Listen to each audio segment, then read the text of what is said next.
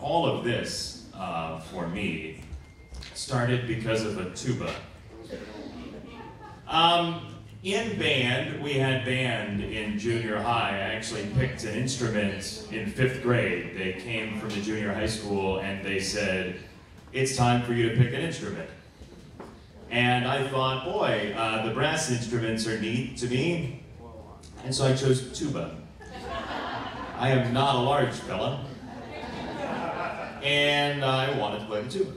So I decided that I was going to play the tuba. So we got to middle school and I had a tuba on a stand and I played. I was first chair tuba, congratulations to me. There were only 2 tuba players in the junior high band. So I still give myself full faith and credit for first chair.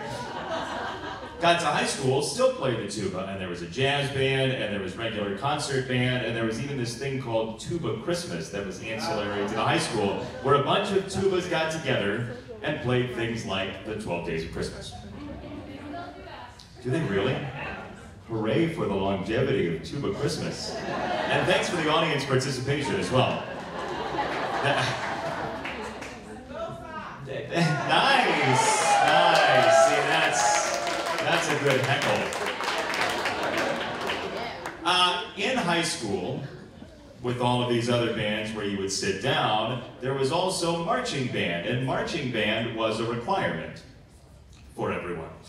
I, however, was not going to march with a sousaphone because it would pretty much essentially tip me over. The whole little teapot thing, but without the pouring me out. So the band director, Bill Jastro, decided that there was a really good way to deal with this. He would put my tuba on a stand, and I would stand on the 20-yard line, and everyone would go sort of in orbit around me, as though I was like the planet and they were all moons. Probably not the best thing. For a kid who's a little bit self-conscious and everybody's moving and you're standing there doing the oompa thing. So, Mr. Jastro said, you know what, let's go ahead and call an audible here. We need somebody to announce our sets as a band. So he said, why don't you be our guy at the football games and you go up to the press box and say, coming up at halftime, the HF Marching Band does Ragtime. This is Wheels of a Dream. Big Ragtime fans over here. Sox fans and Ragtime fans. Thanks for joining us, Cole House Walker. It's wonderful. So I decided to do that, and I did, and somebody said, hey, you're not too half bad at this. Well, I realized a couple of years into high school that there was a high school radio station at home in Flossmoor called WHFH. So I decided that I was going to go ahead and dive into that. And the first thing they had me do was sports updates. So essentially, it's your hourly news update for sports, which has kind of gone by the wayside with the advent of the internet because you can have it if you want it right now. But it was the biggest thing in the entire world for me. I remember trying out for it and being nerves upon nerves upon nerves upon layers of nerves. And I ended up trying out for it, like 2 other people tried out, and there were 5 days of the week. So I got to do it. I came in 3rd, and that's still fine. If you're last in your law school class, they still call you lawyer, whole thing. So, they let me on the air, and I still remember the first day that I did an update, and I don't know why I remember this, but the Illinois story was about this quarterback who was an Illini player called Kurt Kittner. That was his name. He was the quarterback at the time. But I remember it so vividly because it was such an important moment in my life. It was when I decided that I wanted to do sports and radio. But it was always sports radio that was the thing. And I applied to Syracuse University. I ended up getting in after they lost my application. That's a story for another day. I only have a couple minutes. But I got in. Thanks. Syracuse. So I got in. I ended up becoming the sports director at the radio station in Syracuse at the university, doing play-by-play for football and basketball and baseball. And then I graduate. I do minor league baseball in places like Crestwood here, Syracuse, New York, Salem, Virginia. If you've ever seen the Borat movie, anyone seen the Borat movie?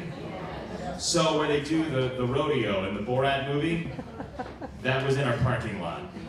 in Salem, Virginia. So I was there, I was in High Point, North Carolina doing college basketball. I went back to Syracuse to do minor league baseball and ran into a number of people along the way. One baseball manager in the process of meeting me referred to me as Kaiser Sose. I know who laughs has seen The Usual Suspects, and I know who doesn't is saying, like, why are they all laughing? Kaiser Sose is Kevin Spacey's character in The Usual Suspect that kind of walks like me. So, I had that. I had a scout in minor league baseball ask me at one point if I had polio, and my first thought was, well, sir, that's been eradicated for people my age, generally. There's this whole doctor, his name's Sock, he's a wonderful guy. But I had done radio that whole time, and I meet these people, and you kind of brush it off, and you kind of take it seriously, but you can't take yourself too seriously, but you kind of do because it kind of hurts anyway. And then I end up doing TV by virtue of a game that I got a chance to do just out of the blue. It was produced by the university I was working for, and I had a TV tape. And I was in Syracuse at the time as well. I was commuting back and forth. So I go to Syracuse for the summer. I'm doing baseball, and my producer for the baseball games, he basically had to use me on TV because the team had a deal with the television station. So they had to use me because I was the team's announcer. And I basically said to this guy, hey, I want to do your football games. And he said, but you live in North Carolina. And I said, but I want to do your football games. And he said, but you live in North Carolina. And it went on and on like this. And I said, look, I'm going to fly myself up there if you get me in. And the guy who was in charge of the TV station kind of didn't like me because I couldn't look directly into the camera. But this guy pushed and pushed and pushed. His name's Pete Gaines. And he got me in. And he got me to do football. And he got me to do basketball. And around the same time, this woman, her name's Viv Bernstein, she came to North Carolina to do a story on me. And she asked me in the interview, I remember it so clearly, because I kind of didn't understand the question. She said, is there a ceiling for you in TV? And my answer was, no. Why would there ever be a ceiling? Then she said, well, you know, because of your disability. And I said, no, I don't think so at all. And the reason I said that was because I had this man, Pete, who was so willing to push and push and push and push and make sure that I got the opportunity to do those games. And without those games, I wouldn't have gotten to do football and basketball for ESPN. While I was working for ESPN, I met a television consultant, an unaffiliated television consultant, at a large meeting of broadcasters. And I met her individually because I knew one thing that certain networks didn't like about me was, again, the way I looked. It wasn't a deal breaker. They were giving me opportunities, but they didn't like the way I looked. And so I went in to talk to the woman, and I was wearing a tan shirt and a kind of a gold tie. And I said, okay, what do you do? What's your idea of what I should look like on TV?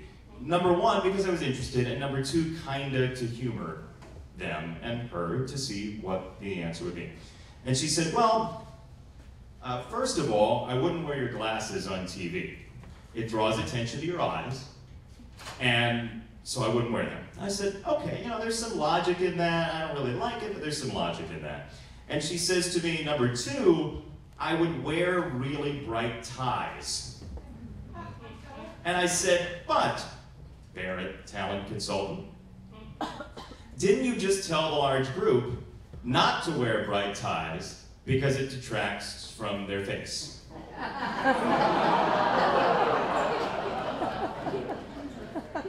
She says, yes. That has stuck with me because I'm wearing this tonight.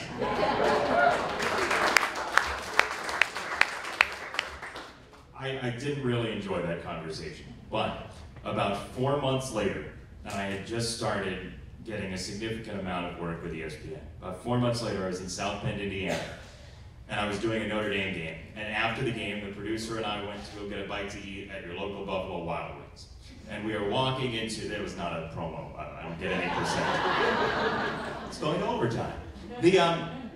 So we walk into the Buffalo Wild Wings. As we're walking in, he had driven us. And this producer, his name's Eric, He says to me, do you need anything different? I'm just interested. Do you need anything different when you get a rental car? I said, no, but I appreciate you asking, because most people just wonder, and they don't ask. And that doesn't go for everybody that they want to be asked, but I'd like to be asked. I think that's interesting.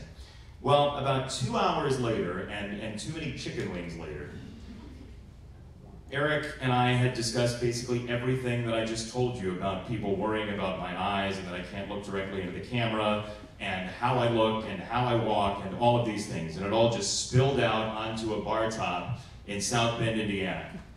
The next day, the very next day, this gentleman, Eric, emailed any number of people at ESPN, high-ups at ESPN, and said, hey, I just did a game with Jason Benetti for the first time. I think he's great. I think he's very aware. I think he's very thoughtful. I think he's very thorough. And I think we need to figure out what we're going to do about what people think about him within the company. I think we need to make this work. And the ball started to roll from there. People started to give me more assignments and more thought. And for Pete and Eric, they were just doing what they thought they should do. They liked what I did. They liked the work. And they, I guess, liked the person, despite my not bright enough ties at that point in my career. They liked the person. And currently, with the White Sox, every day I get to, as a person with a disability, work with a broadcast analyst who's one of the best in the business who doesn't have a disability. I get to talk to manager and players with the White Sox who don't have disabilities. And I get to work with front office members and an owner who don't have disabilities. And that wouldn't have happened without the kindness of people and the thoughtfulness of people who wanted to see work thrive. And I go through every day thinking about them, and being in a room like this, I think about all of you cultivating the people around you, and this thing that has grown for 20 years. And all of that thinking and all of that doing and all of that learning, I do with my glasses on. Thank you all.